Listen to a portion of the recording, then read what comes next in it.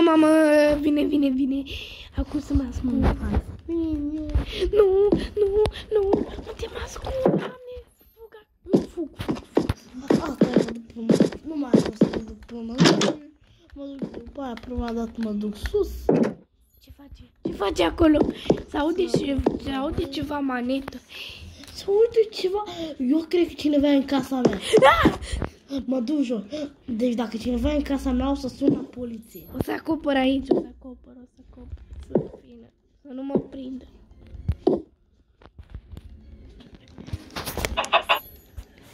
M-am ascuns. De când am închis eu aici?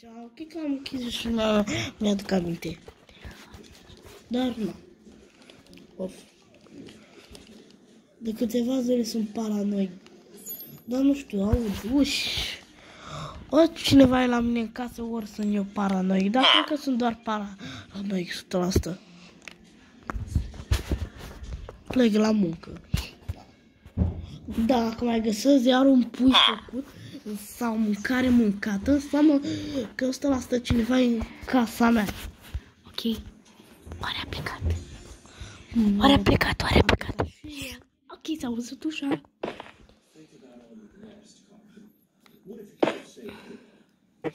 Să mă duc eu să mă uit. Ce s-aude? Hai, ce cauți tu aici în casa mea? Sunt la poliție!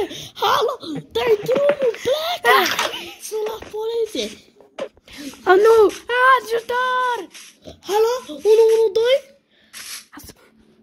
112? Un om a intrat în casă la mine!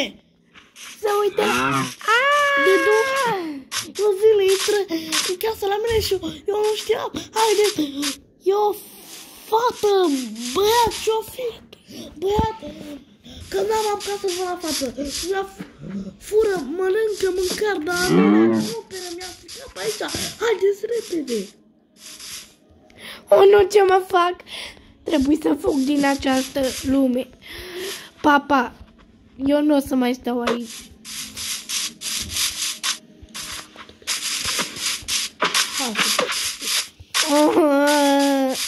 O să mă caute poliția. Cred că mi s-a spărut. Da, 100% mi s-a părut. Poliția nu mai vine pentru că mi s-a părut. Nu e nimeni. Nu pot să cred. Mi s-a părut. Dar mi-e foarte foame, mă doare burta. Nu am mâncat nimica. Eu mă duc la magazin. Cred că o să sparg un geam de acolo, să intru. Eu n-am mâncare acasă.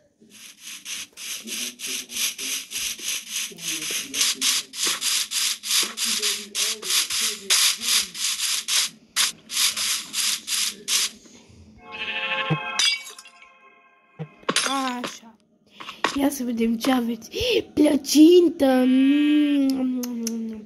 Tort. Pâine. Cred că o să-mi iau o pâine. Îmi ține măcar de foame. Ia să mâncăm.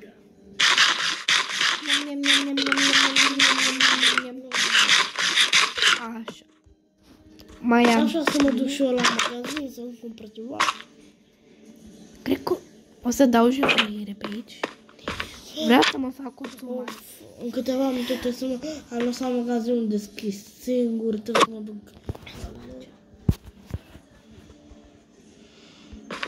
O să fur așa niște... Hei, de ce e geamul spart? Ce? Întrerupem puțin roleplay-ul, Raul a făcut o greșeală. Nu acum trebuia să zic asta. Hai să ne întoarcem la roleplay. Apropo, eu am pus un sătean și el e așa, cu vocea, că eu l-am pus. Bine, era... Acum, să trecem la roleplay. 1, 2, 3, 4. Acum o să fug.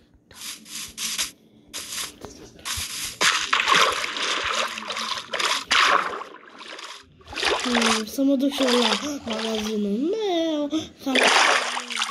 Hei, de ce e o geamă spart? Uite acolo, se uită la geam. Uite-le acolo, de fapt, că e băiat. Cred că copiii care se joacă cu pietre pe aici, mereu pietre. Nu e prima oară. Nu e prima oară când îți sparge geamul. Mă duc să fur de acasă. Am auzit că pe la domnul Raul că a intrat un băiat și l-a jefuit. Ia să... Am intrat în casa lor. Bun, sunt aici pe balcon. Am intrat în casa sa și vreau să văd ce ascunde tot omul ăsta. Mi se pare... Ce tablou straniu! De ce o gaură? What?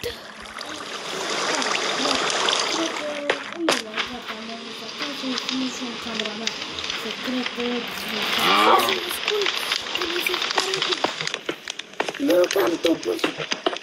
Nu că am topul. M-am ascuns aici, apropo, putem să pauză. Raul vorbea cu mami și de aia a zis așa. Hai, stai. M-am ascuns aici, sper să nu intre. Mă joc camera mea secretă. Și cred că de data asta o să dăm camera mea secretă.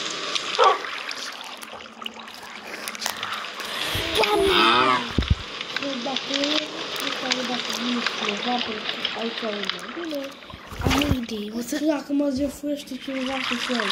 O să sparg așa. Nu-și dea seama.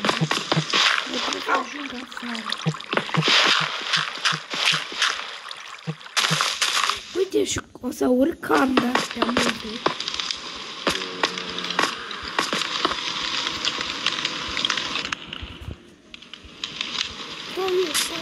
De unde? Trebuie să-i jefuiesc din casă. Asta e piscină. Nu știu dacă o să mă mut pe piscină. O să fure bani. Trebuie să mă mut pe piscină. Serios? Mama, tot vine unde mă duc. Da, clipă! Am auzit ceva. Ia să ies de la afară.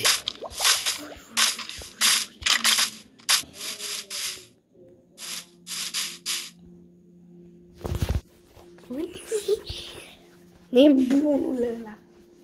Trebuie să-i fur eu banii, pentru că ce numai oamenii bogați să fie bogați, adică cei săraci nu.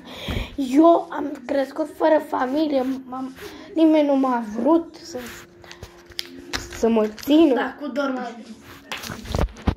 Dacă complet închid ușa, geamurile le acopăr. O să fac eu cumva. Pentru că nu vreau să intre hoț.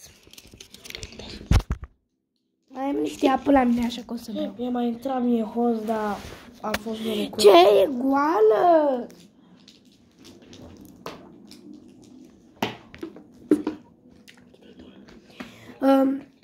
Ok. Când o să-i fur eu odată banii lui, ăla e foarte bogat, e cel mai bogat, cu frații lui, Narcisa și Narcis, și cu prietenul lui ăla Alex. Îmi vine. Cred că... Stau aici de 2 săptămâni, îi văd în continuu. Cred că vreau să-l găsesc pe la nu știu care mi-a furat bani, care a intrat la mine în casă și vreau să-l prind, să-l bag la pușcărie. O să sun acolo la poliție să-l găsească. Am văzut pe cineva la magazin. Cred că ieri era, seamănă cu el. Mă duc repede. Ei, trebuie să fug. O să mă arunc în apă.